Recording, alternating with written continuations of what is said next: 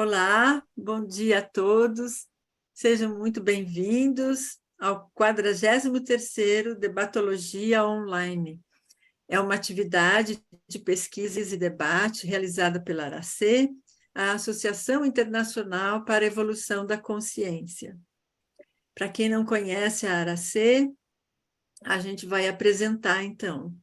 A ARACE é uma instituição conscienciocêntrica sem fins de lucro, com base no voluntariado, e dedica aos estudos da ciência conscienciologia, com sede em Domingos Martins, no Espírito Santo, onde possui um campus de pesquisa e educação. Neste debate, nós adotamos o princípio da descrença e ressaltamos que os conteúdos aqui apresentados são de inteira responsabilidade do pesquisador e podem não expressar necessariamente a posição da ARACE ou quaisquer outras instituições conscienciocêntricas pertencentes à Unicim, seus gestores, voluntários ou funcionários.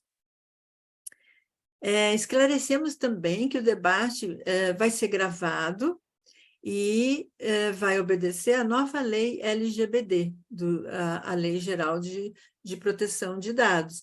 Caso você não queira disponibilizar o direito de uso de sua imagem e voz na gravação, deverá deixar seu microfone e câmera fechados, fazendo então sua participação somente pelo chat. Os demais poderão abrir o microfone para fazer as perguntas, deixando desligado quando não está falando. Outra possibilidade é usar o chat para digitar sua pergunta, se quiser, né? E também nós vamos disponibilizar no chat o texto do pesquisador, né? O paper. Então, a gente pede que as perguntas sejam feitas de modo sucinto e objetivo, para que o pesquisador tenha aí a compreensão da intenção da pergunta e facilita aí a nossa interação, né, e debate. E a ideia do debate é que todos os participantes contribuam com a pesquisa do autor, tirem dúvidas e ajudem a ampliar a visão de conjunto do tema de pesquisa. Então, hoje, nós temos aí a grata satisfação de ter conosco o pesquisador Alexandre Zaslavsky. Logo eu vou passar a palavra para ele, e antes eu quero ler aqui o mini currículo dele. O Alexandre Zaslavsky é graduado em filosofia, com mestrado e doutorado em educação. É professor universitário, conheceu a Conscienciologia em 1994, é coautor do livro Inversão Existencial, de 2011, e autor de vários artigos científicos. É coordenador da revista Interparadigmas e coordenador conjunto do Conselho Intercientífico. Então, o título do trabalho que o Zaz está trazendo hoje para nós é a tesaurização das especialidades da Conscienciologia. Então, com isso, eu agora passo a palavra para o Alexandre. Seja muito bem-vindo, Alexandre. Então, eu deixo aí para você fazer as suas considerações iniciais. Certo. Bom dia a todos e todas. Gostaria de agradecer a Aracê por esse espaço e tão prontamente assim, né, ficou disponível. E eu estou hoje aqui representando a comissão organizadora do primeiro Congresso Internacional de Conscienciologia, um evento que vai acontecer no ano que vem, julho do ano que vem. E nós estamos levando para as diversas instâncias da CCCI, as ICs, né, também os colégios invisíveis, qual é a proposta desse congresso, qual é a base dele, qual é assim o tema, para poder tanto divulgar realmente, né, o evento, mas também esclarecer o que nós estamos promovendo, né, qual é a intenção que tem por trás desse grande evento. Afinal, é o primeiro congresso geral, assim, realmente, de toda a Conscienciologia. Tá? Então, o tema que eu trago hoje aqui para a gente debater, para a gente estudar, eu peguei ele, é um tema é como se fosse um tema menorzinho, porém de grande importância, dentro desse contexto aí do Congresso. Tá? Eu não sei se todo mundo aqui conhece essa palavra tesaurização, né? A tesaurização até é um termo que o professor Valdo gostava bastante, né? O tesaurus é uma coisa, né? O tesaurus, ele é assim até muitas vezes um tipo de dicionário, assim, né? Um tipo de glossário, mas a tesaurização significa uma grande coleção, uma grande compilação. É isso aqui, é tesaurização, né? Então, assim, acho que eu vou começar bem do começo dessa história, né? Mas assim, acho que cada um de nós, né, chega à conscienciologia por alguns motivos diferentes, né? O que a gente vem procurar na conscienciologia, por que a gente vem estudar a conscienciologia, né? Então é uma abordagem nova, né, que concilia, né, que consegue conjugar tanto o estudo das experiências parapsíquicas, a valorização das experiências parapsíquicas, né, que é um tema que a ciência ainda não admite, né, oficialmente, enfim, não faz parte do paradigma vigente aí na ciência, mas justamente a conscienciologia nos permite estudar, né, nossas experiências parapsíquicas, mas assim a gente mesmo, né, enquanto consciência, de uma maneira racional, de uma maneira científica, sistemática. Então, nós temos diversas técnicas, instrumentos, tá? E né, a gente tem estudado até métodos para pesquisar cada um de nós, né? Cada um faz a sua autopesquisa, né, com o objetivo de lidar, né, com a sua realidade.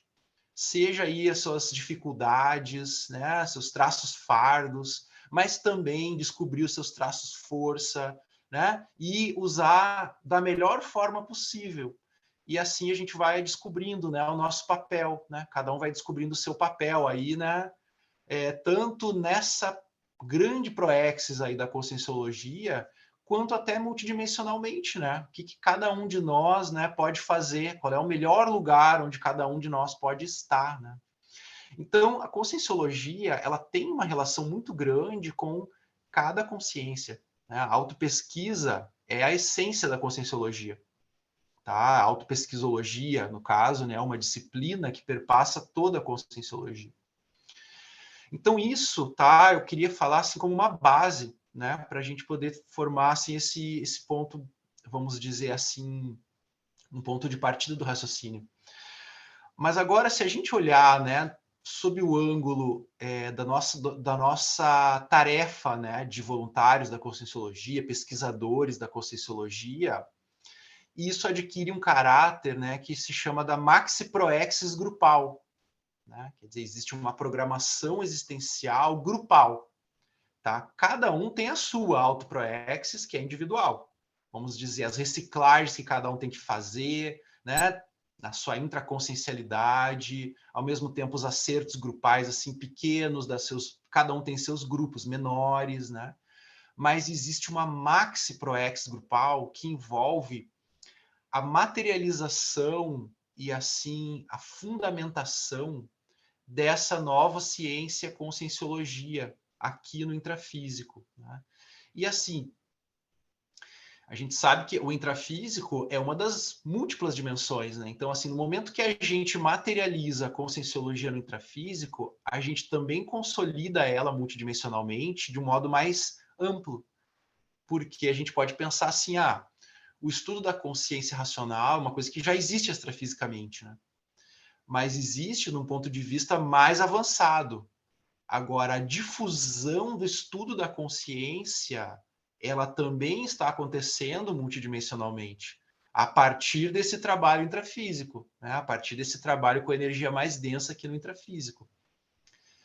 Tá? Então, o que esse grupo aqui do Congresso, assim, a gente está trabalhando é como pensar a organização da conscienciologia de uma maneira mais abrangente, como um todo, sabe? Como que está avançando a fundamentação, a materialização, no sentido assim da consolidação dessa nova ciência na dimensão intrafísica.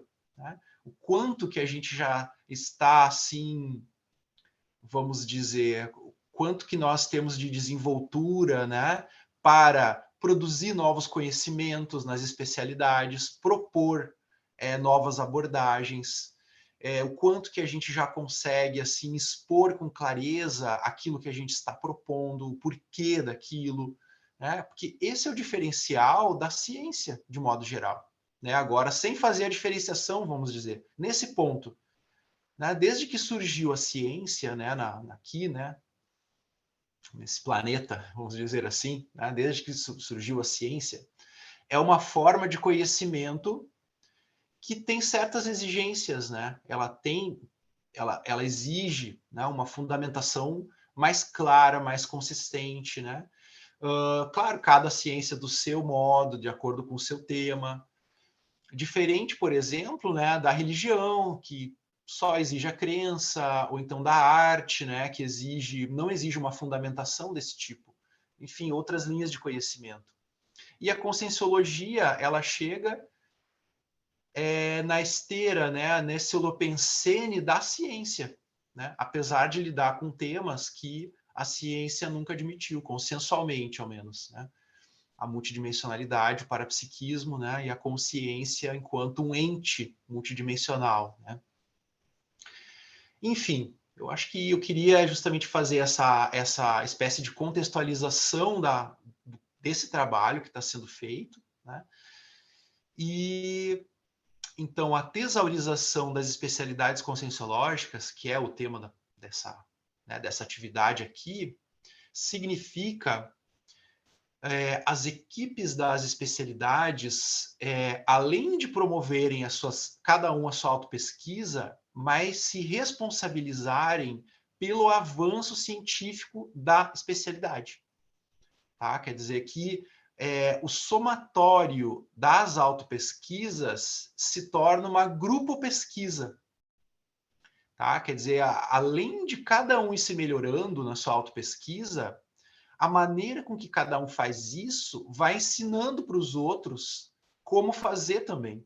E quando os membros da equipe estão interagindo nas suas autopesquisas, elas vão se qualificando e há uma noção de avanço da especialidade. Isso assim, é o que a gente, né, entende que é um ponto muito importante nessa Max Pro X grupal. Né? A gente... além de fazer autopesquisa, que é a base de tudo, e assumindo as especialidades como grandes áreas científicas mesmo, para que isso possa cada vez mais se difundir, né? E nas próximas gerações, do futuro, né, das ProExes, etc., os próximos intermissivistas também vão chegar e vão encontrar corpos de conhecimento mais consolidados, né? E isso vai melhorando a cada geração. Entende? A gente pensar maior nisso. Já vão encontrar o corpus de ciências mesmo, por exemplo, né? Aqui tem, eu sei que a Ana, por exemplo, aí, né, é comunicologia, ela está ali, né? E outros aqui, né, tem as suas especialidades, enfim. Mas eu acho que é isso. Eu acho que eu já fiz a contextualização, eu não quero, né? Vamos abrir aí para a gente poder debater, trazer. Por favor, fique bem à vontade, assim, para trazer tudo que vocês quiserem, assim, para a gente poder esclarecer melhor aí o que envolve essa proposta. O Alexandre, será que eu estou entendendo direito que é aquele dicionário que estão fazendo em grupo das especialidades da Conscienciologia? É esse aí? Não, aquele dicionário, não, ele é mais abrangente até, né, do que a gente está falando. Seria cada especialidade fazer uma compilação dos seus pontos principais, seja conceitos, técnicas, referências bibliográficas, a equipe ter o seu tesauros enquanto especialidade científica, entende? Então, isso se compara uma espécie de glossário, assim, né, da especialidade, mas não é no sentido literal, não, tá, do dicionário. É mais no sentido de fazer uma coleção, né, uma compilação. Existe alguma especialidade que possa servir de exemplo? Por exemplo, a infecciologia que você pesquisou, como é que é? Sim, tem algumas especialidades que já estão fazendo isso, né? Até por isso que a gente está trazendo, porque tem exemplo para dar já. Então, por exemplo, a infecciologia, o pessoal da Sinvexis, em 2021, eles se dedicaram a fazer um grande glossário da infecciologia.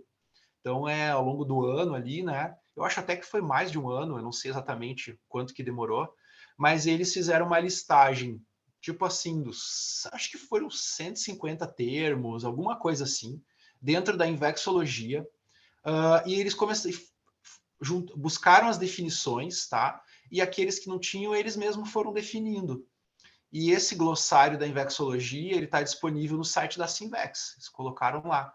Mas, assim, por um lado, isso é uma tarefa, vamos dizer assim, né, de fazer um glossário. Parece que é uma coisa ok, tá? É uma coisa assistencial, mas, por outro lado, no momento que eles tiveram que escolher esses termos e definir eles, isso ajuda a fundamentar a infecciologia. Porque os pesquisadores vão ter mais visão de conjunto do que estuda a infecciologia e eles vão ter um maior consenso, um maior nivelamento, digamos, da base comum do que é a infecciologia. Então, a elaboração do glossário da infecciologia foi uma parte dessa tesaurização, né? Outra parte, aí, por exemplo, eu vou dar o exemplo aí de outra IC, a IC-TENEPS, né? Que eles fizeram a tenepsologia, né? Não sei se vocês sabem, tenepsologia e infecciologia são as duas especialidades que têm maior quantidade de publicações. As duas ficam ali, né, taco a taco, digamos, mas a IC-TENEPS, ela fez uma lista, junto com o Colégio Visível, né, da tenepsologia, eles fizeram uma listagem exaustiva da bibliografia tenepsológica, bibliografia específica tenepsológica. Então, eles têm essa listagem. Eu acho que algumas centenas, aí tudo com o padrão da enciclopédia, né? Então, ali há uma... Então, assim, é mais um exemplo da tesaurização, a bibliografia exaustiva da especialidade.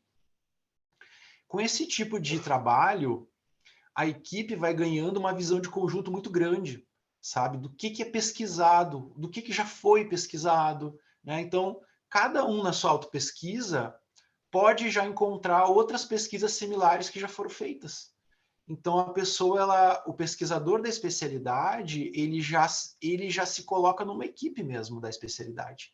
Não é só uma questão de cada um fazer sua autopesquisa isolada, mas as autopesquisas, elas vão se tornando uma grupo pesquisa, mesmo que cada um seja diferente. E esses trabalhos de compilações, de glossário, de bibliografia e outros, né, que a gente vai falando depois, é que são a tesaurização. Então, tem esses dois exemplos, mas tem mais. Depois eu posso trazer mais, tá bom?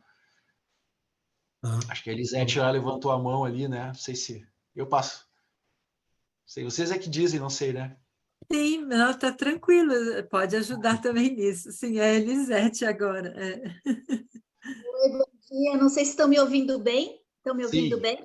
Sim. Meu computador não quis abrir hoje. Deixa só eu fazer uma pergunta. Primeiro, bom ver você novamente aí, Zaslavski. Eu fico pensando que esse desenvolvimento, né, das especialidades também vai depender muito desse parapsiquismo mental somático, né, do pesquisador. Eu gostaria que você pudesse associar, né, o desenvolvimento das especialidades com o aprimoramento desse desenvolvimento do parapsiquismo mental somático. Você pode falar alguma coisa sobre isso? Sim, sim. O parapsiquismo mental somático, que a gente poderia chamar também de parapsiquismo intelectual, né? Apesar de que é maior, mas vamos colocar dessa forma, talvez seja uma das características novas, né? Um dos itens novos que a conscienciologia traz, né? Porque a gente vê outras linhas aí que trabalham com parapsiquismo, não tem tanta essa abordagem, né? Praticamente não tem. Então, assim, parapsiquismo intelectual, mental somático, ele envolve uma série de fenômenos ideativos, né? Que envolve conteúdos. Então, por exemplo, desde inspirações de ideias, no momento que a pessoa está pesquisando, ela está escrevendo, ela tem inspirações, né, às vezes é ideia em bloco, ou às vezes é um termo, né, que ela nem pouco conhece, aquele termo vem, né, na cabeça dela, ela lembra daquela palavra, vai ver, e é exatamente aquilo que precisava. Envolve, às vezes, encontrar livros, né, um livro raro, mas cai na sua mão. São fenômenos que envolvem, então, o parapsiquismo, né? Quer dizer, a troca de informações entre as dimensões, de um modo ou de outro. Mas isso é muito maior, porque, por exemplo, você pode estar escrevendo, né, um texto, né, um verbete, um artigo, um livro, né, você está escrevendo, daqui a pouco você pode estar recebendo consciências ali tanto para você assistir, né, na sua psicosfera, às vezes são pares, né, do passado, que dentro daquele campo de aprendizagem, de aprofundamento mental somático, eles vão começar a se esclarecer também, se atualizar, o paradigma deles, né? Quanto às vezes recebe os amparadores ali, uma equipe que atua também, né? Então, a interassistência tarística, tá? A interassistência tarística é o que predispõe ao parapsiquismo mental somático. Entende? Porque no momento que há uma intenção de fazer o esclarecimento das consciências, né, para que elas possam evoluir com mais desenvoltura e com menos sofrimento, assim, digamos, né, com menos atrito e de modo mais fluido, há um interesse muito grande dos amparadores, porque eles é o maior interesse que eles têm. Então, assim, nós estamos aqui no intrafísico, a gente tem uma possibilidade de energias densas, né, de alcançar públicos muito, assim, de muitos públicos e tal. Os amparadores, eles vão se aproximar desse campo que se constitui do pesquisador, daquele que está buscando fazer atares. E aí é que ocorre o parapsiquismo mental somático, ele se desenvolve, né? Mas isso tem muitos desdobramentos, por exemplo, até projeções, né? Aí entra uma série de fenômenos, retrocognições. Quem é tenepsista, né? Isso potencializa ainda mais, né? Porque você vai poder entrosar a TENEPS com a própria produção mental somática e o parapsiquismo mental somático. Então, quando a gente fala, né, de desenvolvimento científico das especialidades, vamos pensar nisso multidimensionalmente, né?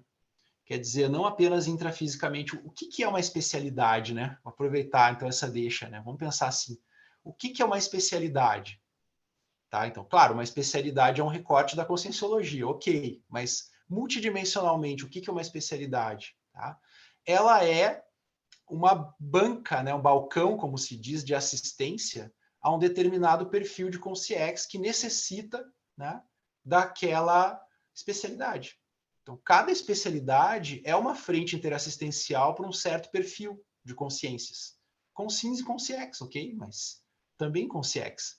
Então, a gente, né, por exemplo, sei lá, né, vamos pensar alguma especialidade aqui, né?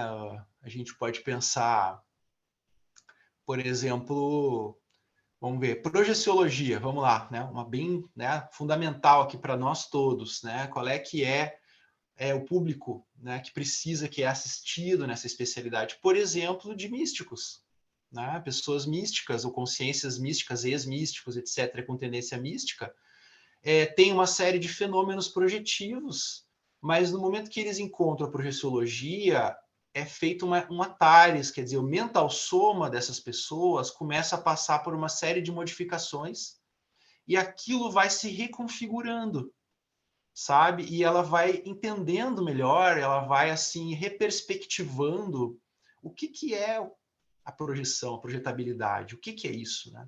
Não é uma coisa assim ultra, né, cheia de emoção e cheia assim de fantasias. Não, é um fenômeno parafisiológico que todos nós temos, né? E que tem um uso evolutivo muito grande, né? Tem uma capacidade de produzir informações novas para nós de uma forma que faz uma grande diferença, né? Só um exemplo.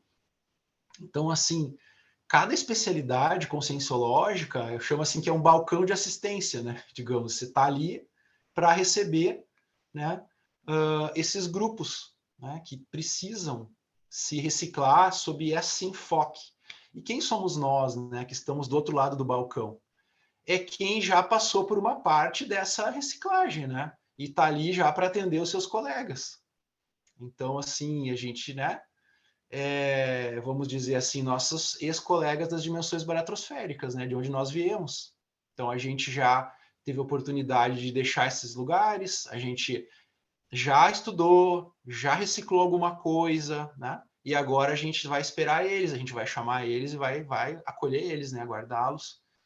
E a especialidade é o arcabouço mental somático para poder fazer esse trabalho. Então, cada especialidade vai atender os seus grupos respectivos. Entende? Então, o parapsiquismo mental somático é a maneira que a gente tem de conseguir estruturar esses corpos de ideias. Né? É um fator, né? Não é a única, é um fator importante, né, da gente conseguir estruturar esses corpos de ideias. Mas a maneira de fazer isso, por que vocês acham que o professor Valdo fez o holociclo, né? Um local que tem ali milhares de fontes, de dicionários, é porque você precisa aumentar vamos colocar assim, a gente precisa de realmente estudar muito, entende? Para conseguir ter no nosso cérebro também um dicionário adequado, terminológico, né? A gente precisa aumentar a nossa cultura para poder entrar nessa questão do desenvolvimento científico das especialidades. Então, e aí é que vem o parapsiquismo mental somático. Quanto maior a bagagem cultural da pessoa, mais ela vai conseguir ser um receptáculo para novas ideias também, extrafísicas. Não sei se está ficando claro, se eu estou assim do longe demais. Está ótimo. Então, nessa linha, Alexandre, enquanto ninguém ainda levanta a mão para fazer aí as perguntas, eu fiquei pensando aqui da sinergia ou da interação entre autopesquisa e pesquisa. Porque muitos colegas, né, que chegam na conscienciologia, eles entendem isso que você falou logo no início, que a autopesquisologia é uma das especialidades da conscienciologia, quase que sinônimo, né, de conscienciologia. Então, a gente valoriza muito, a gente puxa muito essa vertente. É importante fazer autopesquisa, né? Veja o que acontece com você, analisa, registra e tal, e tralalá. Mas o que você está trazendo hoje para nós em relação a pensar no grupo de todas essas autopesquisas também, né? E que daí a soma dessas consciências, dessas consciências, é que vão formar o bojo de conhecimento da especialidade que elas sejam ali afinizadas, eventualmente. Então, essa sinergia, autopesquisa, pesquisa, há um equilíbrio aí. Eu queria que você comentasse um pouco mais sobre isso, para desmistificar que quando a pessoa ela fica estritamente na prática e deixa a teoria de lado, ou deixa o conhecimento do outro, porque o conhecimento do outro, a experiência do outro, é teoria para a gente, né? E aí não há uma troca efetiva, né? Então, isso que eu queria estar pensando junto para ver como a gente equilibra isso e dá o valor devido aí às coisas. Sim, sim. Eu acho assim, o professor Valdo até cunhou um novo termo aí, né? Muito importante na conscienciologia, que é a teática. Então, acho que vale uma reflexão sobre isso, sobre esse aspecto aí que você está perguntando. Porque, por um lado, né, as experiências dos outros são teorias, né, para cada um de nós. Mas, por outro lado, as experiências vêm de uma prática. Então, assim, a gente pode fazer uma espécie de comparação entre nós mesmos, assim, um com o outro. Né? Então, tô pesquisando, por exemplo, né, a reciclagem do orgulho, vamos supor, né? Do traço fardo, assim, né? Então, eu quero saber quem que já estudou isso e de que modo conseguiram lidar com isso, que é uma coisa bem complicada de se lidar, né? Esse tipo de reatividade, assim, né? De autodefesa, por exemplo, né? É uma coisa difícil. Então, assim, eu vou ler, eu vou procurar, né? Verbetes, por exemplo, vou lá e colocar, né? Quem que já falou sobre isso? Ou livros, né? Vou ver quais temáticas. Então, essa pesquisa bibliográfica, ela não é só uma revisão teórica, assim, ela não... Na conscienciologia é onde eu vou tirar inspiração para minha própria autopesquisa, sabe? Eu vou ver formas aí que outros já fizeram, aí já propuseram para fazer essa reciclagem que eu estou me propondo, que é a minha autopesquisa, que isso vai me facilitar, talvez, né? Eu vou ver assim, por exemplo, né, a técnica de pedir ajuda, vamos supor, né, para reciclar o orgulho, a técnica de pedir ajuda. Então, assim, eu vou ver, eu vou me exercitar agora, a partir de agora eu vou começar a pedir ajuda para as pessoas, para as coisas, né? Não é, vamos dizer, explorar, não é isso, é pedir ajuda para coisas que eu não consigo fazer. Então, uma técnica, né? Então, eu peguei isso de um texto de outra pessoa, né?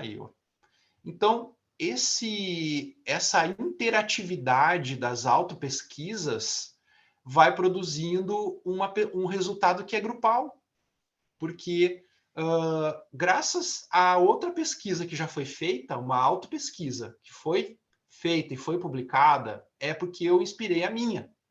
Quando eu publicar o resultado da minha, eu já vou estar um passo, de certa forma, mais adiante, né? Porque vai ter se acumulado os conhecimentos, eles vão se acumular.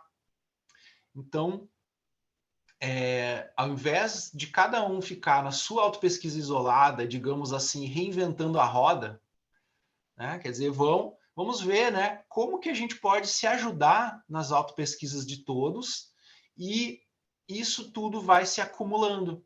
Mas não é uma acumulação numérica apenas, né, de uma quantidade de trabalhos, uma quantidade de artigos, não é isso. É uma acumulação que eu chamo de qualitativa. Quer dizer, o próprio conhecimento vai se tornando maior. Entende? Ele vai aumentando. Por isso que é um acúmulo qualitativo do conhecimento. Não é necessariamente assim a quantidade, né? Nem sempre a maior quantidade vai significar o maior acúmulo de conhecimento.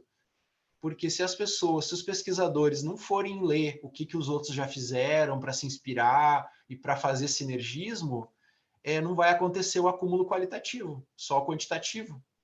E o desenvolvimento científico é o acúmulo qualitativo, quando nós aprendemos uns com os outros e a gente, então, a cada nova autopesquisa, a cada novo trabalho, aquilo já é como se integrasse o que os outros já fizeram naquilo. E o resultado disso é a fundamentação teática da especialidade. Tá? Então, assim, há uma relação entre teoria e prática, mas muito mais fluida. Uma coisa se transforma na outra, sabe? A teoria de um vira a prática do outro, a prática de um já vai virar a teoria e tal. Então, assim, é bacana que tudo isso se integra, né? Mas eu também gostaria de... Bom, vamos em frente, né? Não, deixa eu só, sem querer passar à frente da Eliane, só dentro do que ele está trazendo, se é esse termo o que você acabou de dizer tem a ver com aquele termo que você colocou ali, passar na peneira, né? É isso? Mas sabe que justamente, Mônica, eu queria começar a falar do paper, né? Porque ali tem uns trechinhos assim, bem, né, que eu escolhi. E esse passar na peneira é o seguinte, né? Você tem, vamos supor, né, uma certa especialidade. Eu quero ver, então, quantos trabalhos tem, né? Tem uma lista ali de 50 trabalhos naquela especialidade. O que é passar na peneira? É ver, por exemplo, tá? Sei lá, vamos supor assim, de todos esses 50 trabalhos, será que eles têm alguma coisa que se repete? Eles têm algum padrão, por exemplo, algum tema que atravessa todos eles? Então, isso é passar na peneira. Então, vamos supor, será que tem alguma especialidade que a gente pode falar, né? Deixa eu ver aqui. A gente podia pensar na intrafisicologia, que é uma especialidade que nos interessa muito aqui na Aracê. Certo. Então, por exemplo, a intrafisicologia, né? Tá aí uma especialidade super, né, importante, que é uma das especialidades da Aracea. Então, por exemplo, vamos supor que a gente fizesse uma listagem exaustiva dos textos de intrafisicologia. Vou levantar uma hipótese, tá? Quantos desses, por exemplo, que falam sobre, sei lá, família, vamos supor, tá? Pode ser que seja um tema transversal aí, que tem muitos que falam sobre a relação com a família, né? Ou então sobre a questão de, sei lá, profissão, né? Ou seja, são temas chaves para as consins no intrafísico poderem cumprir suas proexes, né? São variáveis, talvez, centrais na intrafisicologia. Estou pensando por hipótese, assim, né? Então, passar na peneira você pega tudo aquilo que já foi produzido e você vai identificar padrões. Então, aí, família e profissão seriam 2 conceitos, tá? Então, isso é um ponto. Agora, quer ver uma outra coisa que é passada na peneira? Quais são os textos mais citados na intrafisicologia? Por exemplo, aqueles que têm mais quantidade de citação, aqueles que são, portanto, aqueles que são mais influentes, aqueles textos que mais gente se baseia. Pode ser um capítulo do professor Valdo, pode ser, ou pode ser um artigo de alguém, pode ser certo verbete. Então, no momento que vocês começam, né, a equipe da intrafisicologia começa a identificar os conceitos principais, as principais fontes, né, quer dizer, aquilo que está inspirando mais gente, quer dizer, vocês começam a entender como funciona a intrafisicologia para vocês. Entende? Quer dizer, como é que vocês, enquanto equipe da intrafisicologia, está entendendo a intrafisicologia? Ou seja, quais são as prioridades de abordagem para vocês? Quais são? Não é quais deveriam ser. Não, quais são? Aquilo que já é feito. Outra coisa, né, ao que parece, né, vocês têm aí uma ferramenta de pesquisa muito consolidada, né, que é o autovivenciograma, né? Então, o autovivenciograma, imagino que seja um desses pontos aí que perpassa bastante, né, a literatura, né? Eu não sei, é uma hipótese, né, assim. Então, por hipótese, esse é o instrumento de pesquisa mais utilizado. Então, vai chegar uma hora que vocês vão produzir uma espécie, assim, de uma ficha, sabe? Uma ficha da especialidade, onde tem conceitos principais, técnicas principais, instrumentos principais, referências principais, tá? Que é justamente que eu coloquei no paper ali, né? Se vocês olharem no fim da primeira folha para a segunda, copiei um trecho de um documento do Conselho Intercientífico, né? Que se refere a programa de pesquisa da especialidade conscienciológica, que tem 7 itens básicos. Esses 7 itens pode ser entendido como essa ficha, que é o passar na peneira, né? É assim, né? Você coloca tudo naquela peneira e vê o que sai ali, né? Que é só o creme de la creme, né? O creme de la creme, né? Só o principal, né? Ok? Muito boa, né? A pergunta aí da Mônica, legal. Agora nós temos aí na fila a Eliene Antunes. Por favor, Eliene, pode abrir o microfone. Bom Bom dia. dia a todos. Uma dúvida, Alexandre, que eu tenho com relação às especialidades, porque o quadro sinóptico sempre me chamou a atenção. Foi uma coisa que, quando eu vi, eu achei assim, instigante, mas ao mesmo tempo complexo, né? E então, o que significava aquelas especialidades? Eu sempre fiquei com essa interrogação, desde que eu tive o primeiro contato com esse quadro sinóptico, né? E agora que vocês estão debulhando, né, essa coisa que para mim era um bicho, né, um bicho de 7 cabeças. Mas assim, até hoje eu não sei assim, por exemplo, como é que eu descubro qual é a minha especialidade? Ela tem a ver com o meu grupo Karma, ela tem a ver com as minhas vivências passadas, assim, porque quando eu conheci a Conscienciologia, eu vi um cabedal de coisa, né, de seis e o quadro sinóptico eu não entendi, eu lia ali e não entendia nada, né? Então, assim, hoje eu estou pesquisando tenepsologia, mas eu tenho essa dúvida ainda. Qual seria a especialidade pessoal? Isso tem a ver com o quê? Olha, isso já foi até curso, né? Alguns anos atrás no CAEC e tal, essa coisa da identificação da especialidade pessoal. Isso é um tema realmente muito interessante, instigante, né? E importante. Para começo de conversa, não acho que cada um tenha só uma especialidade, não. Assim, a gente tem mais de uma, tá? Mas, bom, tudo isso que você falou evidencia, digamos, a necessidade evolutiva da consciência. Quer dizer, então, onde eu nasci, onde eu ressomei, por exemplo, no grupo Karma, né? Qual é o perfil de necessidade assistencial, qual foi a minha escolha profissional, por exemplo, a escolha da minha carreira profissional, isso indica assim, um certo perfil, né, de interesse, um certo perfil de vocação, digamos assim, né? Então já é uma segunda informação, ou seja, é pela autopesquisa que a gente descobre isso, tá? Outra coisa, as dileções da pessoa, aquilo que ela mais gosta de pensar, de estudar, de querer saber, aquilo que instiga a pessoa.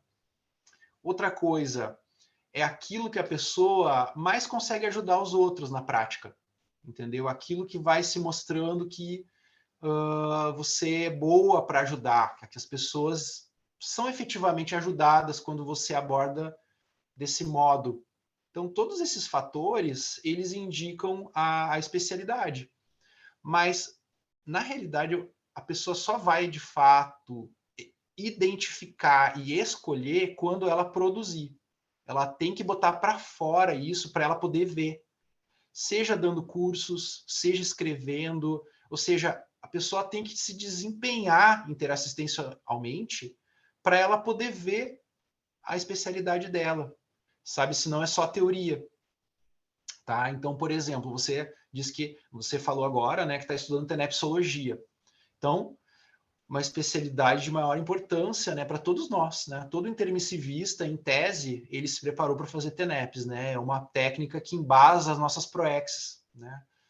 E tem muito a ser estudado na tenepsologia. Realmente tem muito a ser estudado, né? Como que funciona, a relação com o amparador, como que é o dia a dia do tenepsista, né? Toda assim a gama de possibilidades que a TENEPS engloba, até chegar na TENEPS 24 horas, né? E até chegar no OFIEX, tudo isso. Mas eu vou resumir da seguinte maneira, tá? Vou resumir. É o seguinte: a sua especialidade pessoal te motiva profundamente, profundamente. É isso, a especialidade da pessoa tem que ser uma coisa que motiva ela profundamente, mental, somaticamente. A gente nunca cansa de estudar essa especialidade, né? É algo que, por hipótese, a gente estudou mais no curso intermissivo, tem a relação, não sei se vocês já ouviram falar, com o vinco, né, que a gente traz do curso intermissivo, algo que nos vincou muito, e que a gente tem, assim, essa afinidade, por um lado, mas responsabilidade por outro. Não sei se eu te respondo, né? Mas que realmente é uma pergunta difícil. Mas é tudo isso.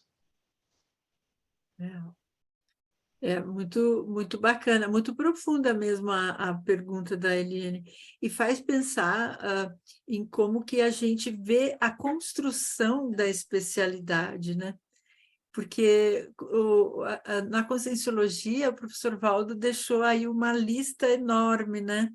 Ele começou com 70 especialidades quando ele publicou o Tratado da Projeciologia, e aquilo, quando ele começou a estudar lá no Holociclo, toda aquela equipe trabalhando para a publicação do Homo sapiens Reurbanizatus e, posteriormente, o Pacíficos, nessa trajetória foram criadas mais especialidades, né? E daí surgiram também com a enciclopédia da Conscienciologia mais especialidades. Então, na atualidade, nós já estamos aí com 3.000, né? Por aí, nessa faixa, né? Não tenho o número preciso. Agora, como que nós vamos identificar essa nossa pessoal? Eu gostei muito quando você comenta que é aquilo que mais te motiva a estudar, ao que mais te interessa para estudar.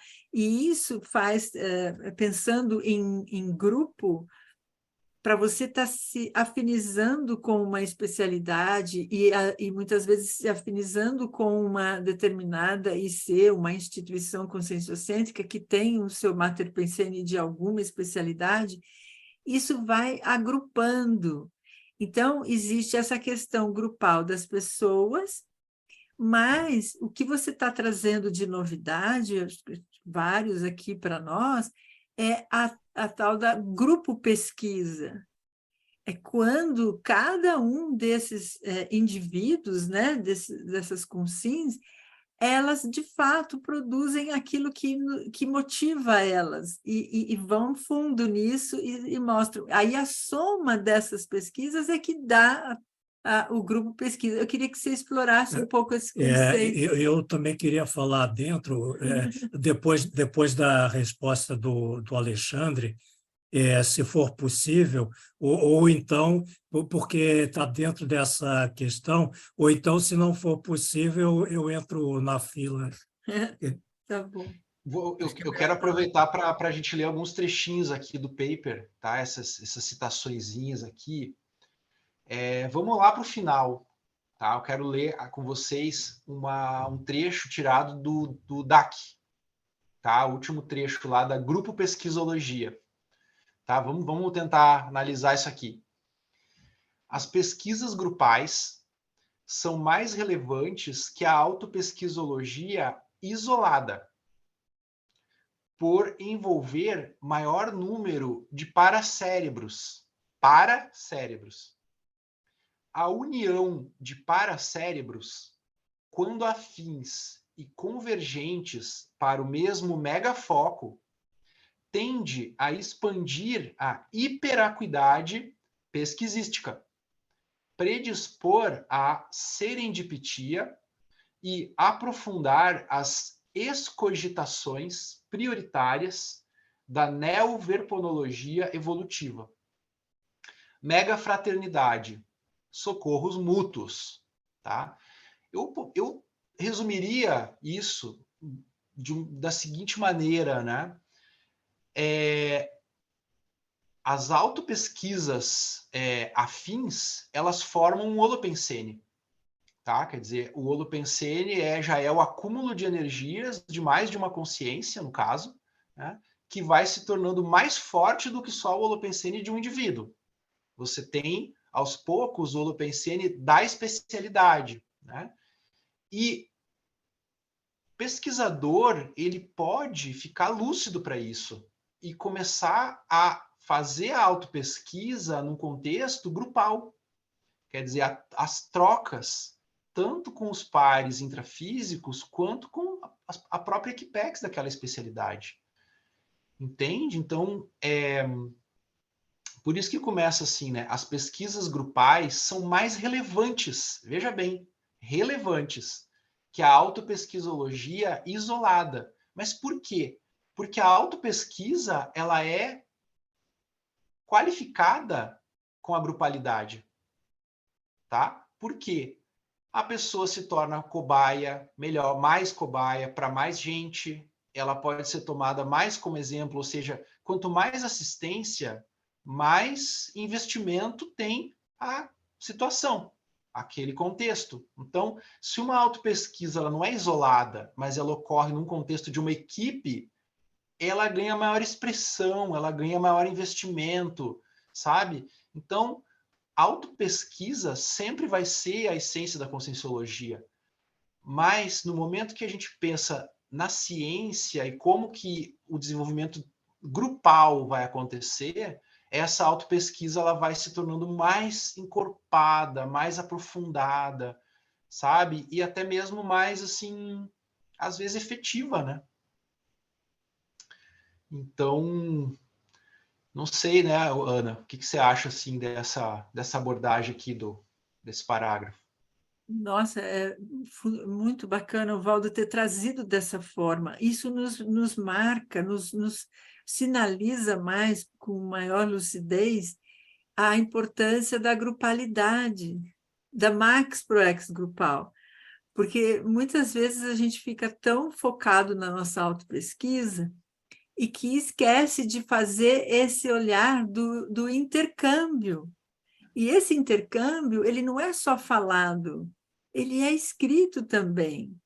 É importante você deixar isso registrado, porque às vezes você vai ter colegas que não estão necessariamente próximos fisicamente de você, mas você vai acessá-los em qualquer parte do planeta através da sua publicação, do seu grafo pensene, da sua ideia grafada e da sua experiência grafada. E isso faz haver uma convergência de grupo pesquisa multidimensional. E aí que a gente entra realmente no nosso eixo enquanto intermissivistas que estamos aqui para ajudar na reurbanização planetária. Todo o tempo a gente raciocinar sob a perspectiva da multidimensionalidade. Se eu não estou de corpo presente lá na China, mas o meu texto pode chegar lá, a minha energia pode chegar lá, ou numa tradução, ou numa sequência aí de trocas de pesquisa, de debate, um fórum, um congresso internacional que vai haver o ano que vem. Você apresentando a sua autopesquisa lá no congresso, olha a oportunidade que você tem de atrair e manter outros pesquisadores afinizados a esse tema, ou especialidade que você falar, e isso vai fomentar grupo pesquisa. Então, eu tenho muito essa ideia de que essa autoconscientização multidimensional vai ser a força para você alavancar essa questão da grupo pesquisa. Sim, isso aí, muito, muito bom, Ana, né? E assim, antes da gente passar para a próxima, né, pergunta, eu queria só reforçar, né? Aqui, quando fala de a união de paracérebros, né? Essa união de paracérebros, assim, é uma coisa tanto abstrata, talvez, mas eu gostaria de sugerir que isso acontece intrafisicamente com a tesaurização da especialidade.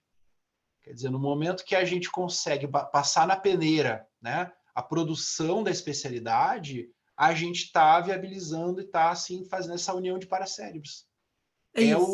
O que passou na peneira é a união dos paracérebros. Isso. Entende? Então, não é a autopesquisa que vai magicamente se somar uma com a outra, não. É o trabalho de equipe da especialidade que faz a grupo pesquisa, que é a união dos paracérebros. Então, assim, não ficar na autopesquisologia isolada, mas trabalhar em equipe da especialidade para haver um maior sinergismo dentro da especialidade e assim fundamentar a conscienciologia.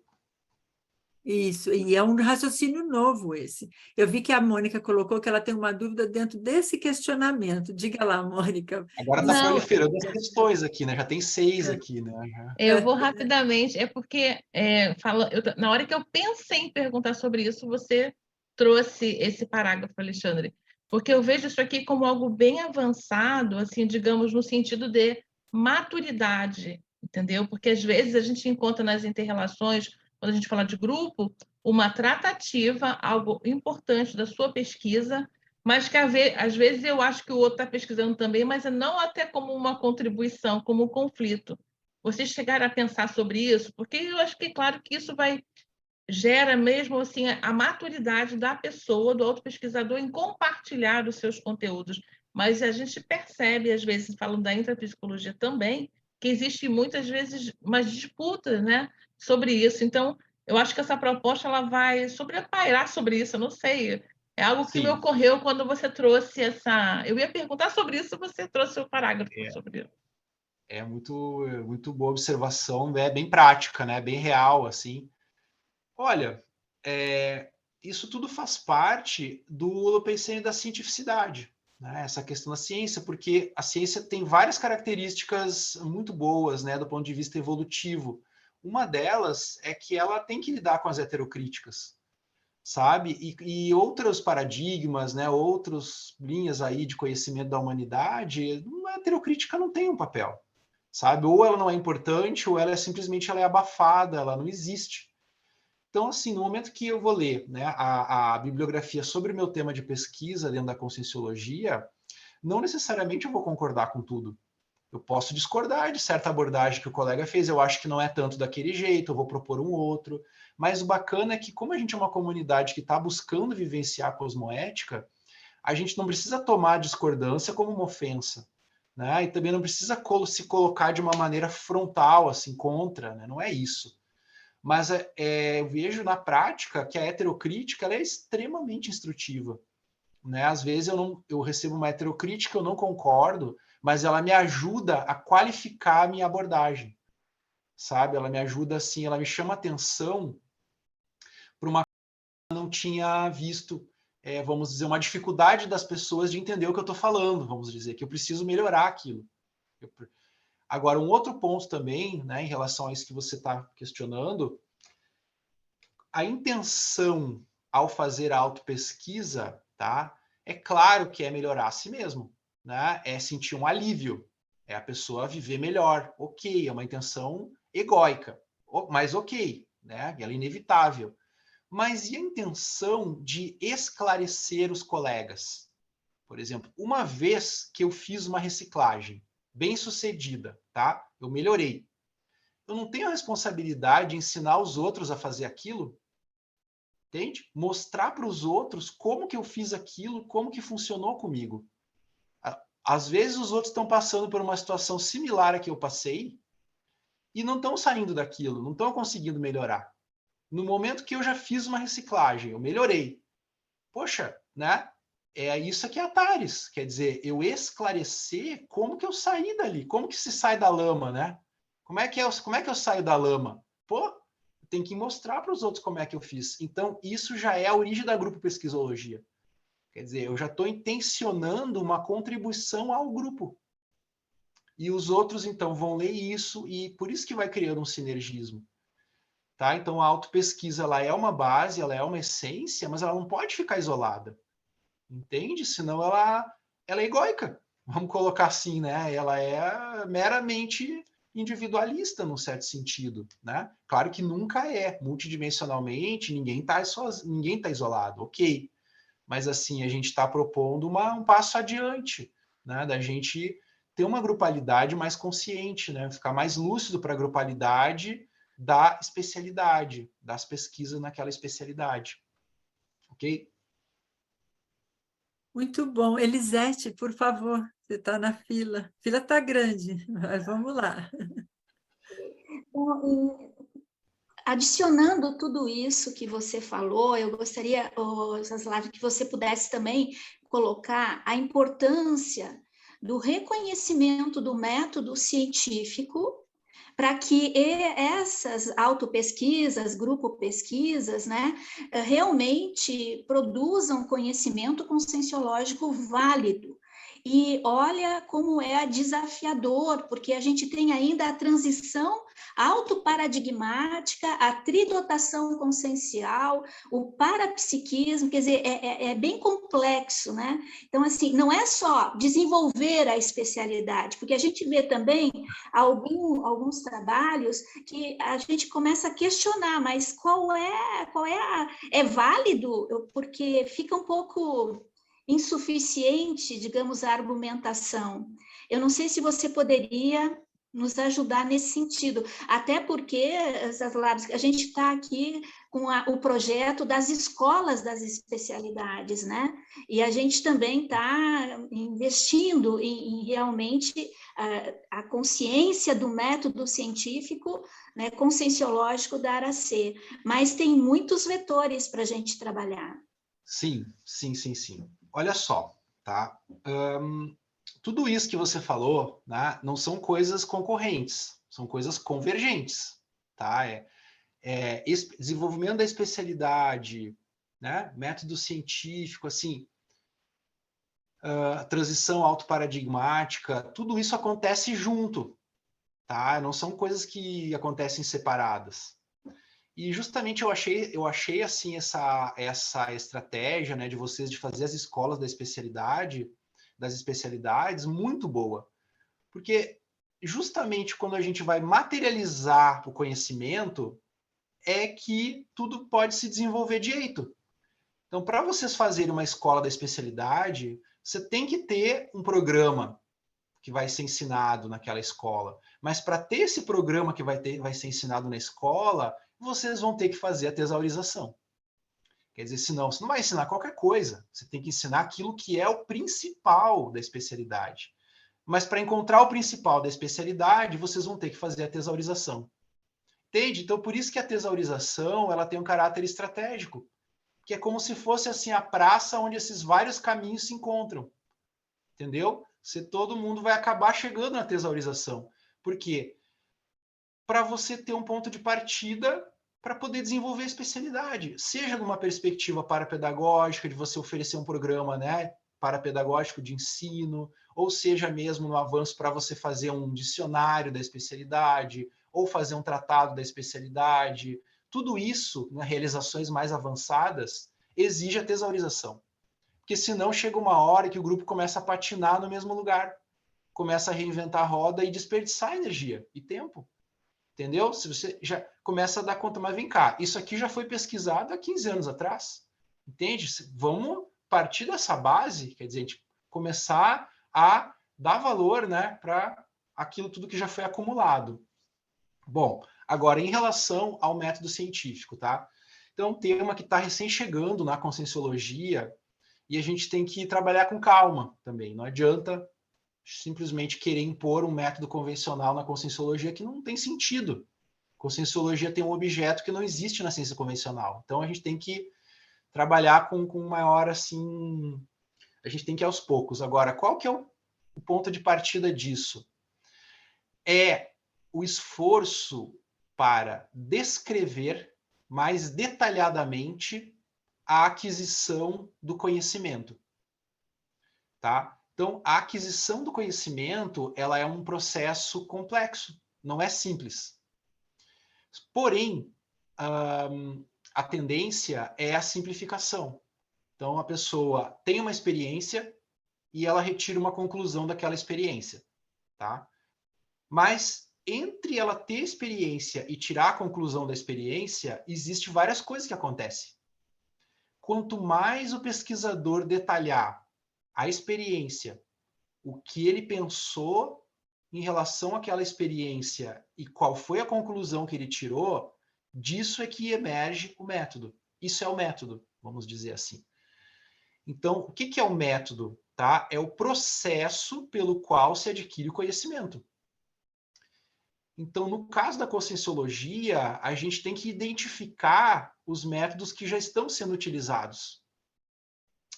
Tá? Então, eu vejo, no caso de vocês aí, né?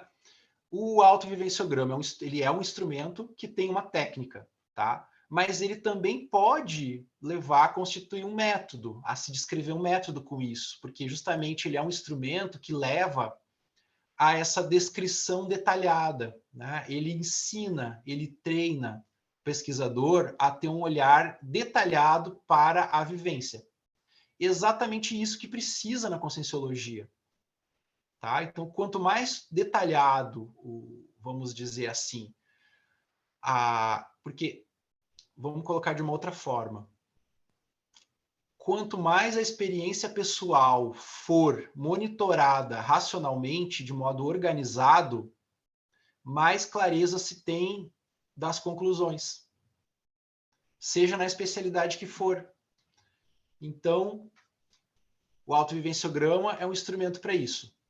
Outro, o acoplamentário, vamos supor, né, o laboratório. Então, você vai treinar acoplamentos, dinâmica, né, parapsíquica. Você vai treinar dezenas, centenas de acoplamentos. Por quê? Porque quanto mais lúcido a gente for para os acoplamentos que nós vivenciamos, mais a gente vai desenvolver o parapsiquismo, mais a gente vai adquirir conhecimento conscienciológico, tá? Então, o método científico em conscienciologia, meu entendimento assim é que ele surge da descrição detalhada da maneira de adquirir o conhecimento. Tá? E daí eu acho que cada especialidade precisa, aos poucos, né, com o tempo, se colocar isso. Qual o método que a nossa especialidade usa para adquirir conhecimento da especialidade? É um trabalho de descrição. Como que é esse método, né? Eu procurei aí alguns textos procurei propor alguns métodos fundamentais na Conscienciologia, tá? Que pode servir como um apoio para as especialidades escreverem seus métodos. No caso, eu propus que o professor Valdo, ele nem falou disso desse jeito, mas eu proponho, né, uma interpretação da obra dele, digamos, que ao longo do tempo ele trabalhou com 4 métodos. Então, vocês podem... Tem um artigo lá de 2020, eu acho, 2020, sobre esses métodos, tá? Que é autoexperimentação, autoanamnese, cosmoanálise e cosmossíntese. Foi uma tentativa, mas aí, né? Mas assim, eu tenho procurado escrever sobre método científico já desde 2018, então tem uma série de trabalhos aí, de textos, que eu estou tentando trazer a temática do método científico para que ela possa ser apropriada pela Conscienciologia. Mas é um processo, entendeu? Eu não acho que a gente vai chegar assim numa metodologia científica conscienciológica muito rápido, não. Isso é uma coisa que é um dos resultados da tesaurização, do desenvolvimento das especialidades, do amadurecimento das equipes das especialidades. Mas, por outro lado, né, é um ponto fundamental para a consolidação da conscienciologia. Enquanto a gente não conseguir explicar de onde vem o nosso conhecimento, assim, ao menos ter uma tentativa de explicar isso, a gente ainda não está consolidado como ciência, né? Quer dizer, a gente, na minha opinião, a conscienciologia é ciência, mas a gente precisa ainda descrever, né, o método científico, os métodos científicos em conscienciologia. Então, eu não tenho uma resposta definitiva exata para te dar, eu tenho só essa reflexão mesmo. Ok, obrigada, Zaslavski. Agora é o Marcelo, né? Na sequência.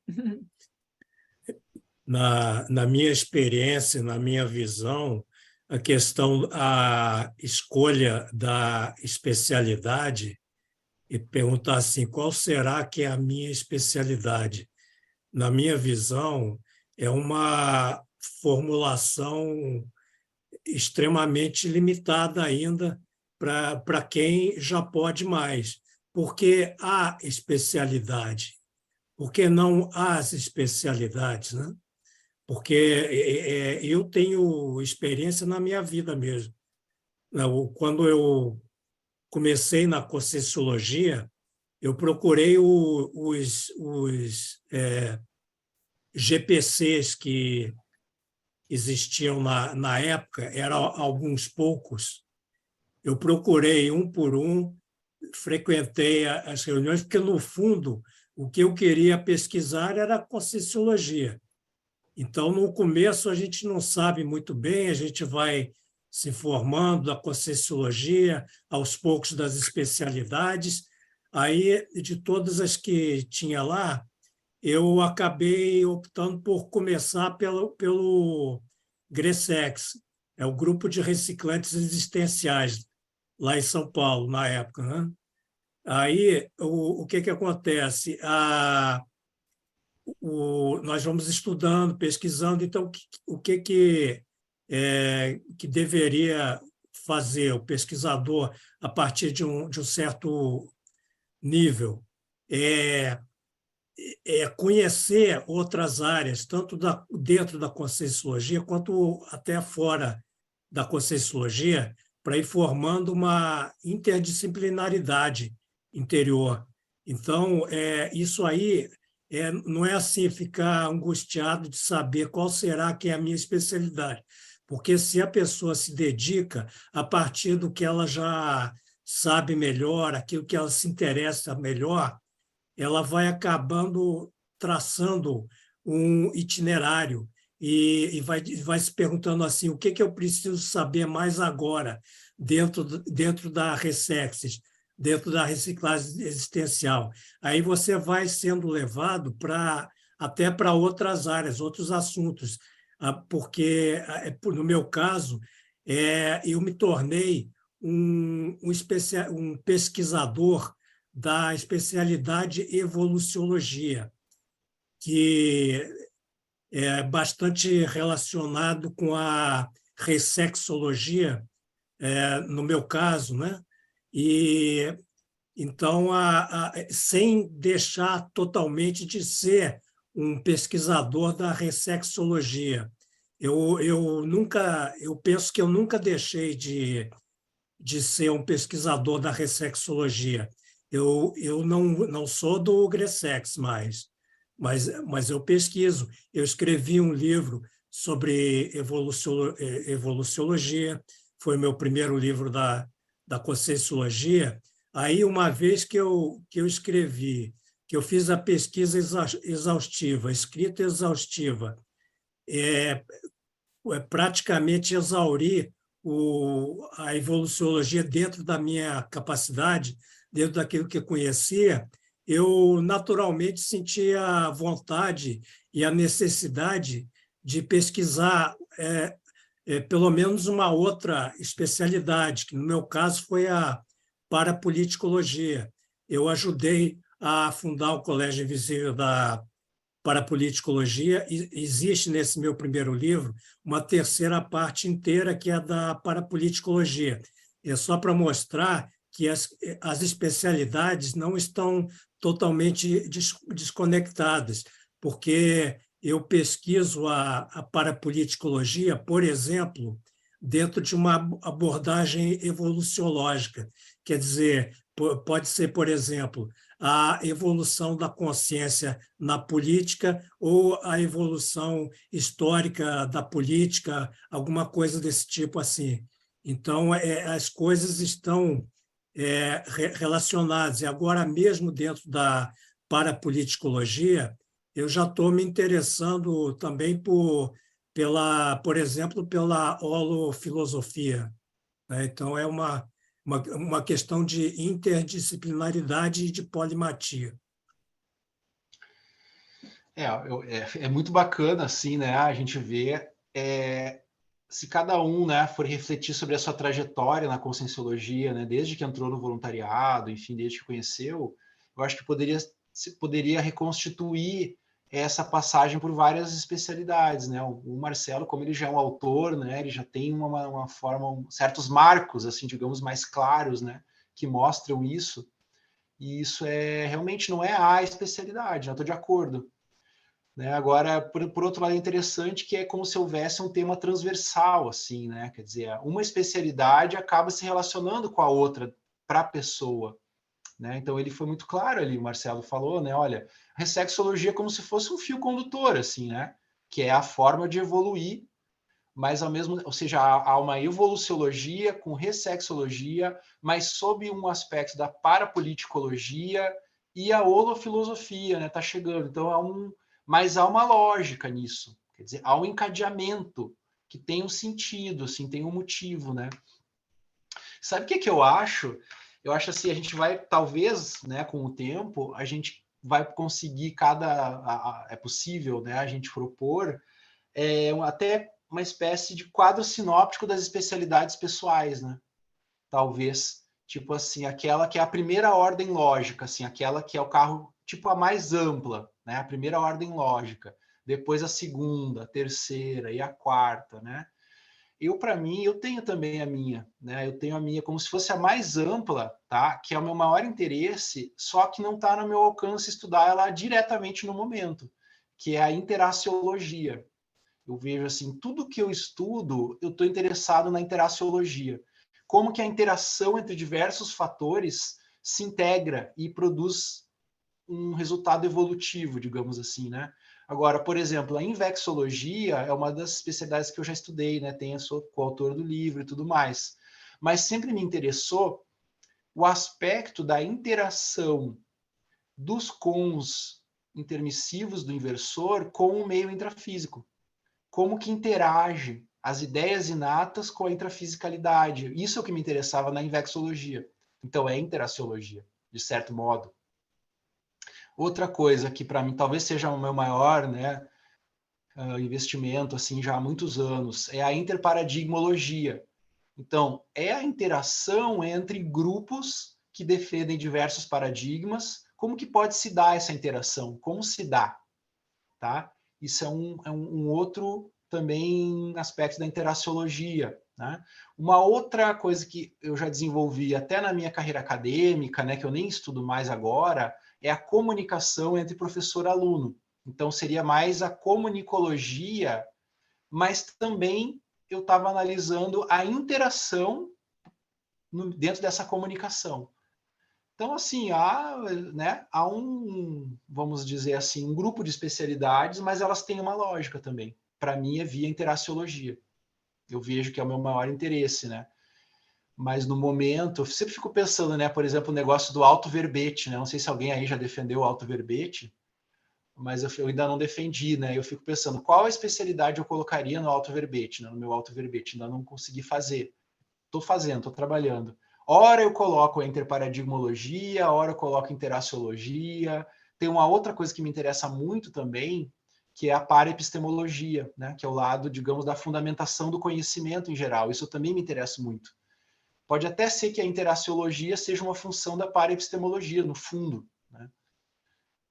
Mas hoje eu colocaria a interparadigmologia, eu acho, que é o mais concreto, o mais prático, apesar do meu interesse mais profundo extrapolar entre paradigmologia. Enfim, né? Esse assunto merece aí atenção, eu acho bem legal. É um estágio para o autopesquisador, e quando ele se torna autor, principalmente, né? Porque daí ele já fez a sua autopesquisa, descobriu ali as suas condições atuais e traços que reciclou, conseguiu superar e publicou, compartilhou, fez atares, né? Repassou isso para outros, né, aprenderem, fazendo uma interação interassistencial, através da troca de conhecimentos publicados, né, por escrito. Isso é bom. E isso fortalece, eu penso, a compreensão da massa crítica de uma população científica de uma determinada ciência. É uma novidade, talvez, que a gente esteja adentrando com o que você está trazendo, com a proposta da tesaurização das especialidades, é a gente agora dar um passo além na nossa mentalidade, na nossa cultura conscienciológica, e expandir isso muito além da autopesquisa, porque a gente ficou muito tempo, e que era necessário, né? Eu acho que todos nós ganhamos com isso, né? De focar na gente, ter esse mergulho, né? Dentro de si, de autopesquisa, e buscar fazer as reciclagens. E agora o estímulo coloca isso para fora, como você está falando, coloca isso para fora, publica, transmite isso, faz a troca, para você gerar essa massa crítica de pesquisadores, porque daí o outro, lendo o que você publicou e experimentou e aprendeu, ele vai daí poder concordar, corroborar ou até mesmo refutar. Aí entra naquela questão da dinâmica da ciência, que é da falseabilidade, né? Da reverificabilidade. A gente precisa entrar nesse estágio. Nesse sentido, eu não sei se eu estou avançando aí, eu já vou passar para o Leandro, porque ele é o próximo, não esqueci, não. Nesse sentido, eu acho que nós estamos agora pondo a sementinha clara, translúcida, do que pretende ser o primeiro Congresso Internacional da Conscienciologia. Esse espaço, esse ambiente, para essas trocas. Todas as autopesquisas, todas as pesquisas de especialidades lá, é a praça que você falou, a praça, né, no metafórico, vai ser o Congresso. Porque aí todo mundo vai lá e vai ver as vitrines todas. Ah, olha lá, fulano faz isso, fulano ele reciclou isso, ele está propondo isso, olha a teoria que ele está propondo. E aí vai ter toda ali aquela dinâmica de debate. E eu acho que isso é fazer ciência e isso é constituir aí o que a gente tem como propósito de consolidação da conscienciologia, né? Enfim. Isso aí mesmo, excelente. Vamos agora passar para o Leandro. Aqui. Diga lá, Leandro. Bom dia a todos.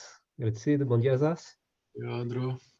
Zaz, é o seguinte, eu só gostaria de expor e, claro, complementar com uma retribuição, retorno seu, do que já está acontecendo. Por exemplo, você sabe que sou voluntário da Juriscons, estou mais focado na paradireitologia, mas eu tenho uma linhagem com a extraterrestrologia. E aí a questão de que eu tenho um tema para expor pela Juriscons no nosso seminário científico, que é Interação para Direito Extraterrestrologia. Eu fui convidado por colegas da Colégio Invisível da Extraterrestrologia para expor essa autopesquisa, que vai servir como um balão de ensaio, ou então para ter feedbacks de quem já estuda, da questão do meu passado pessoal pela ufologia, e que aí a gente já conversou sobre isso, que tem a transição autoparadigmática, para depois expor pela Juriscons de forma muito mais até, como posso dizer, melhorado, né, lapidado, enfim. Isso tem a ver, quando você leu agora há pouco essa colocação que você colocou, o professor Valdo, né, da Grupo Pesquisologia, falou, pô, mas isso já está acontecendo. Então, a gente vê que tem movimentos, né? A questão é estar ciente disso. E você trouxe uma faceta disso a partir desta citação. Como é que a gente pode trazer isso à tona? Eu penso que esse congresso é uma oportunidade, ou a questão da atitude pessoal, porque tem a ver com a interconfiança. O que tem nisso? Porque o que me chamou a atenção é que, no final, a mega fraternidade e socorros mútuos. E a gente sempre ouviu falar, para direito significa mega fraternidade. Então, as coisas já estão interligadas. A questão é estar ciente dessa interligação. E estar ciente disso tem a ver com a atitude pessoal. A interconfiança, o despojamento, até a coragem de se expor, a coragem de mudar.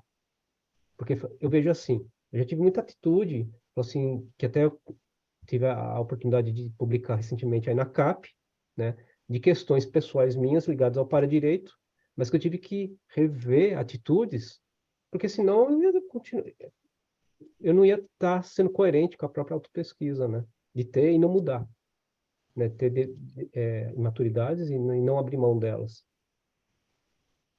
Como que esse movimento pode ser trazido à tona de que as coisas já estão acontecendo?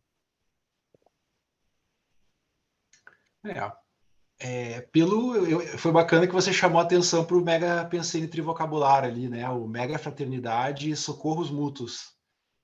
Parece uma coisa assim que é um pouco discrepante do resto do parágrafo, né? Porque ele finaliza o parágrafo, e, portanto, é uma síntese de todo aquele parágrafo, mas são termos mais simples, digamos, né? Comparado ao que estava sendo dito antes, assim.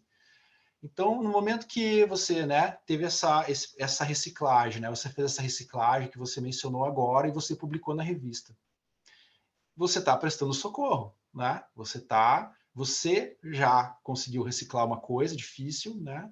E você está prestando um socorro.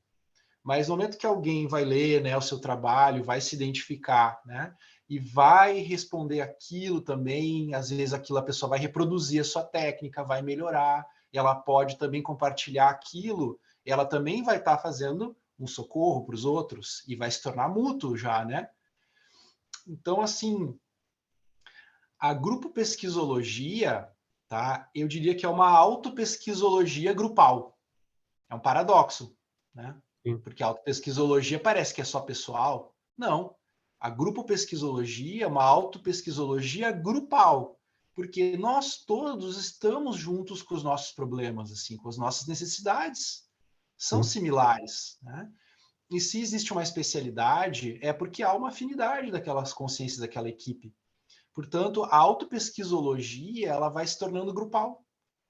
Vai sendo compartilhado aquilo nas formas nos experimentos. Quer dizer, são autoexperimentos que vão sendo compartilhados, né? E vai sendo catalisado, com isso, o desenvolvimento da especialidade. Então, a constituição da equipe da especialidade, de certo modo, é a constituição de uma autopesquisologia grupal, com o enfoque daquela especialidade. Então, acho que é assim que que a gente vai se materializando.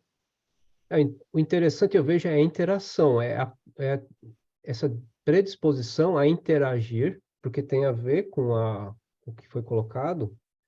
Porque, assim, como que o pessoal... Olha só, eu fui convidado pelo pessoal da extraterrestrologia porque eu não sabia. No Lexicon, há uma ortopensata do professor Valdo que fala da necessidade do extraterrestrólogo estudar a paradireitologia, ou necessitar da paradireitologia. Espera aí um pouquinho, eu tenho conexão com a extraterrestrologia e sou voluntário da Juriscons. Então tem uma questão muito interessante aí já, né? Colocada Mas nisso. você agora lembrou de uma palavra-chave que eu tinha me esquecido também de dar destaque, né? Obrigado. Que é a interatividade. Interatividade, tá? Essa é uma palavra-chave de tudo isso que nós estamos falando. Tá? É preciso que haja interatividade, seja dos pesquisadores, um entrando em contato com o outro e conversando, seja das autopesquisas, de testar coisas que outros já fizeram, por exemplo, é uma interatividade, e aí também a interatividade das publicações, de que uma publicação faz referência a outra no sentido de dar continuidade, avaliar. Então, a interatividade é o que leva a grupo pesquisologia, quer dizer, essa interatividade. Por isso que o professor Valdo colocou ali naquela mesmo parágrafo, né, isolada. O problema do isolado não tem interatividade.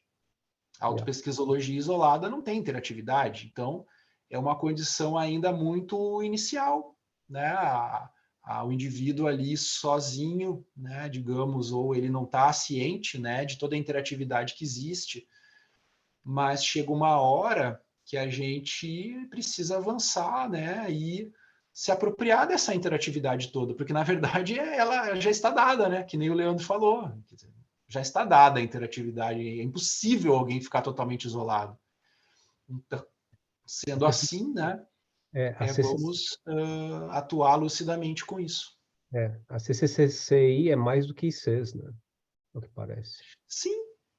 Você veja, né, por exemplo, essa coisa dos temas transversais, né? Para direito, ele tem um interesse para a extraterrestrologia, né? Sei lá, intrafisicologia, tem um interesse para infecciologia, tem interesse para ressexologia, né? Uma técnica feita por uma especialidade, ela é aplicada por outras especialidades. Pega, por exemplo, quer ver o maior exemplo disso? É o conscienciograma, digamos, tá? Conscienciograma é uma ferramenta, ele é um instrumento da conscienciometrologia, mas o conscienciograma perpassa praticamente todas as especialidades, seja no uso de certas folhas de avaliação, ou seja, enquanto um exemplo para elaborar suas próprias ferramentas da especialidade. Outros tipos de instrumentos métricos para a consciência. Então, na verdade, essa coisa assim, né, acho que voltando até a fala do Marcelo, né, um pouco, de que não há isolamento entre as especialidades, então não há isolamento entre as ICs, sob o ângulo dos interesses em comum, do mega foco da conscienciologia. A gente compartilha muitas coisas, muitos instrumentos de pesquisa, técnicas de pesquisa, conceitos prioritários, tudo isso é compartilhado por todas as ICs. Porém, é claro que se juntam grupos de mais afins, né, para trabalhar nas ICs, ok. Mas essa questão da visão de conjunto, né, de uma cosmovisão, isso é um grande diferencial, né, para a gente não cair no erro passado aí do sectarismo, né, e do, vamos dizer assim, desses isolacionismos, né, mas a gente trabalhar com a sua equipe, mas trocando com as outras, né, interagindo. Quanto mais interatividade, melhor. Certamente. Muito grato. Gente, nós estamos chegando ao fim do nosso evento, né, da atividade, o debate está ótimo. Acho que a gente poderia até continuar, porque tem aí está suscitando muitas ideias e desdobramentos, né, de aprofundamentos aí do tema. Isso demonstra que a gente precisa criar novos, né, debates, continuar com essas discussões. Eu acho que a gente pôde ter uma pequena amostra, né, Alexandre, de como será aí o ano que vem, esse primeiro congresso da Conscienciologia. Eu queria que você fechasse aí o Debatologia de hoje, fazendo as suas considerações finais e também comentando aí um pouco, né, de como vai ser aí o primeiro congresso aí do ano que vem. Certo. Bom, gostaria de reforçar aí a gratidão pela equipe da Aracê e outros, né, pesquisadores que vieram aqui hoje acolher a essas propostas que são instigantes, tá? Elas são, assim, no sentido até talvez desconfortáveis, de um certo modo, porque a gente está olhando a conscienciologia sob uma perspectiva um pouco diferente, né? A gente está buscando fazer relações entre as áreas da conscienciologia, também chamando a atenção para um alcance maior das nossas proexes, sabe? Que é o que se encontra numa Max Proex, a gente está refletindo sobre isso. Então, assim, né, vocês acolheram aí com despojamento isso tudo, né, trouxeram tantas questões, então agradeço muito aí a vocês, né, pela disponibilidade interassistencial de vocês. Então, aproveito, né, para reforçar a respeito do congresso, tá? O primeiro congresso internacional de conscienciologia, ele vai acontecer de 25 a 28 de julho de 2024, aqui em Foz. Tá? Ele vai acontecer em alguns espaços aqui de Foz do Iguaçu. E nós estamos ainda recebendo trabalhos até o dia 30 de setembro. Tá? Tem uma chamada de trabalhos aberta. Então, o congresso, em resumo, ele vai abordar a cosmovisão da cientificidade conscienciológica. Então, assim, qual é, né, a essência do avanço das diversas especialidades da conscienciologia até o presente momento? Então, esse ano de 2024, ele representa né, o 30º aniversário de publicação do Tratado 700 Experimentos da Conscienciologia, que foi o livro onde a Conscienciologia foi sistematizada, né? O nome já existia antes, mas ali é que a Conscienciologia foi sistematizada. Então, 30 anos já é um tempo assim transcorrido para a gente refletir, né, sobre os avanços da Conscienciologia e tornar isso mensurável, né, de um certo modo. Daí a importância da tesaurização, que foi o nosso tema aqui nesse debate de hoje.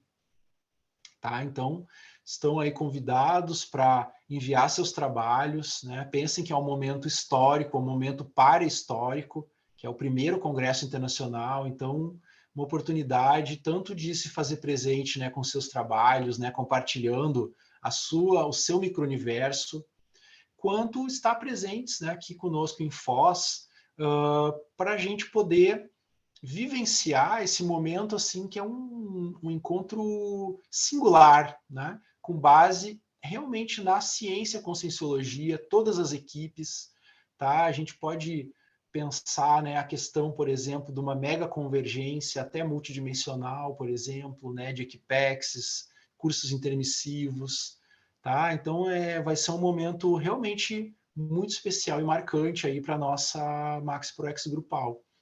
E fora isso, né, também a gente, né, vale a pena mencionar que no final de semana anterior ao congresso vai se realizar aqui em Foz uma turma do ECP3, tá? Que é um curso de campo sem pré-requisitos, né, aos moldes do ECP2, né, ele tem um certo funcionamento, e ele vai servir como um pré-evento aí para o congresso, então ele vai acolher novos, né, pessoas aí, alunos interessados na conscienciologia, mas também ele vai ser uma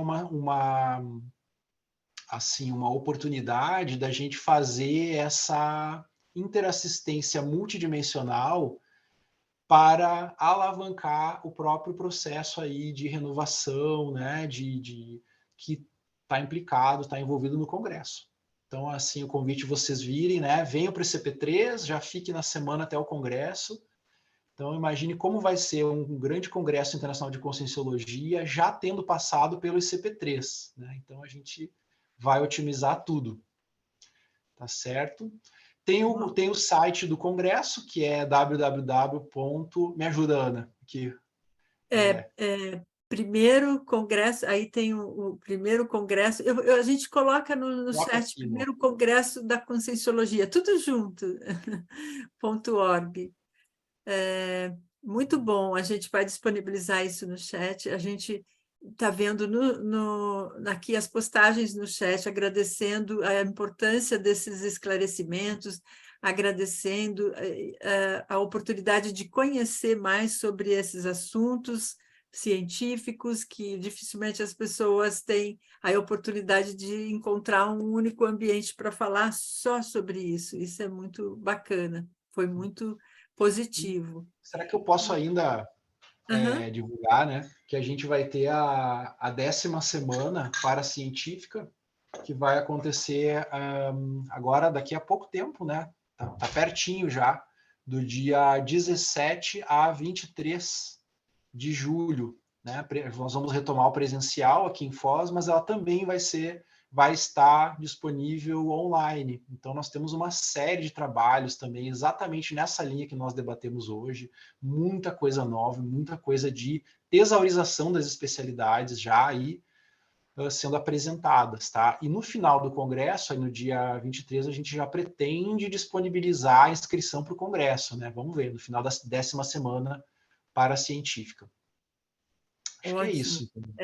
Perfeito, fechou com chave de ouro, trazendo também a deste ano, né?